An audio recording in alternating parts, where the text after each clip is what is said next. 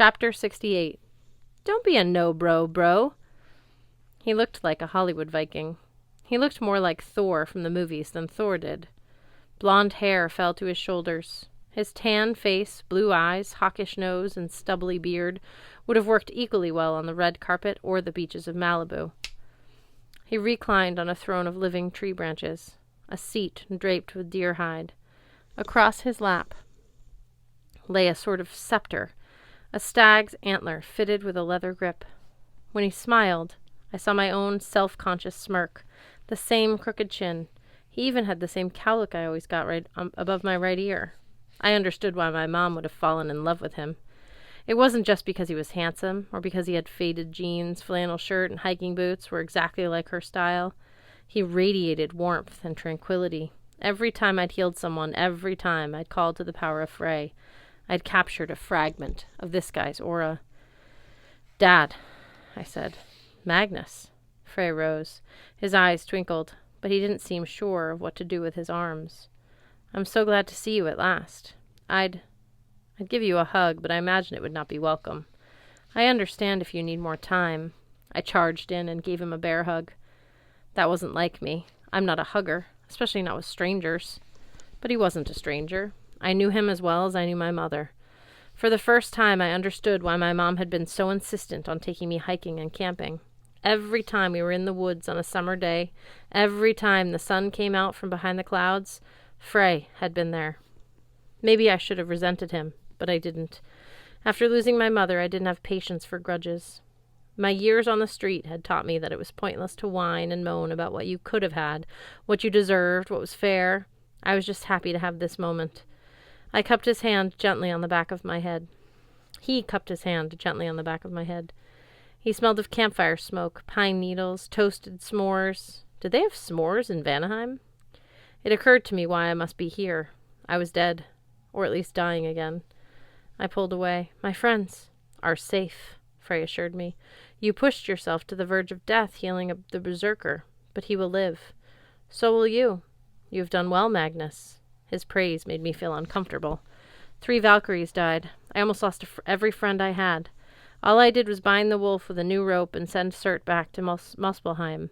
And Jack did all the work. It doesn't really change anything. Frey laughed. "Magnus, you have changed everything.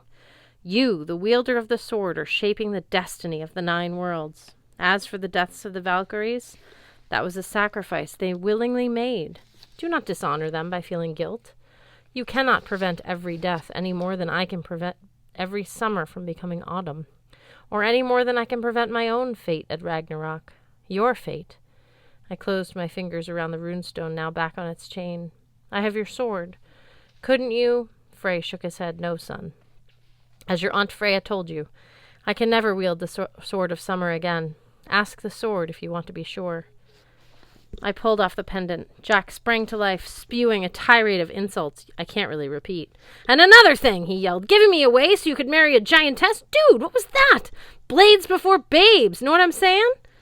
Frey smiled, sadly. "Hello, old friend." "Oh, we're friends again?" the sword demanded. Nuh-uh, we're done." Jack paused. "Your son's okay, though. I like him. As long as he's not planning to trade me for a giantess's hand in marriage. That's not on my to-do list," I promised. "Then we're cool. But as for this sorry father of yours, this traitorous no-bro..." I willed the sword back to pendant form. "No-bro?" Frey shrugged. "I made my choice long ago. I surrendered the blade for the sake of love. But on Ragnarok you'll die because you don't have it." He held up a deer antler. "I will fight with this." "An animal horn? Knowing your fate is one thing. Accepting it is another. I will do my duty. With this antler I will slay many giants, even Beli, one of their great generals. But you're right. It won't be enough to bring down Surt. In the end, I will die." "How can you be so calm about it? Magnus, even gods can't last forever. I don't expend my energy trying to fight the change of seasons. I focus on making sure the days I have, the seasons I oversee, are as joyful, rich, and plentiful as possible." He touched my face. "But you already understand this. No child of Thor or Odin, or even noble Tyr, could have withstood Hel's promises, Loki's silver words. You did. Only a son of Frey with the sword of summer could choose to let go as you did. Letting go. My mom. Yes. Frey retrieved something from his throne. A sealed ceramic jar about the size of a heart. He placed it in my hands. You know what she would want. I couldn't speak. I nodded, hoping my expression told Frey how grateful I was. You, my son, will bring hope to the 9 worlds. You have heard the term Indian summer? You will be our last such season. A chance for warmth, light, and growth before the long winter of Ragnarok. But, I cleared my throat, but no pressure. Frey flashed his brilliant white teeth. Exactly. Much needs to be done. The Aesir and the Vanir are scattered. Loki grows stronger. Even in his bonds, he has played us against each other, distracted us, made us lose focus. I am guilty of becoming distracted as well. For too long I have been removed from the world of men. Only your mother managed to... He focused on the jar in my hands. Well, after my big speech about not holding on to the past, he smiled ruefully. She was a vibrant soul. She would be proud of you. Dad. I wasn't sure what else to say. Maybe I just wanted to try out the word again. I've never had much experience using it. I don't know if I'm up to this.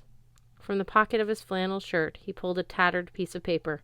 The missing flyer Annabeth and her dad had been distributing on the day I died. Frey handed it to me. You will not be alone. For now, rest, my son. I promise it won't be another 16 years before we meet again. In the meantime, you should call your cousin. You should talk. You will need her help before all is said and done. That sounded ominous, but I didn't get a chance to ask about it. I blinked, and Frey was gone. I was sitting in a long ship again, holding the flyer in a ceramic jar. Next to me sat half-born Gunderson, sipping from a cup of mead. Well, he gave me a bloody grin. Most of his wounds had faded to scar tissue. I owe you my life. How about I buy you dinner? I blinked and looked around us. Our ship had docked in Valhalla, on one of the rivers that ran through the lobby. How we'd gotten there, I have no idea.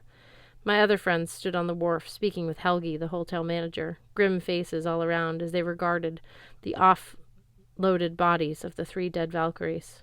What's going on? I asked. Halfborn drained his cup. We've been summoned to the feast hall to explain ourselves before the Thanes and the host of Einarjar. I hope they let us eat before they kill us again. I'm starving.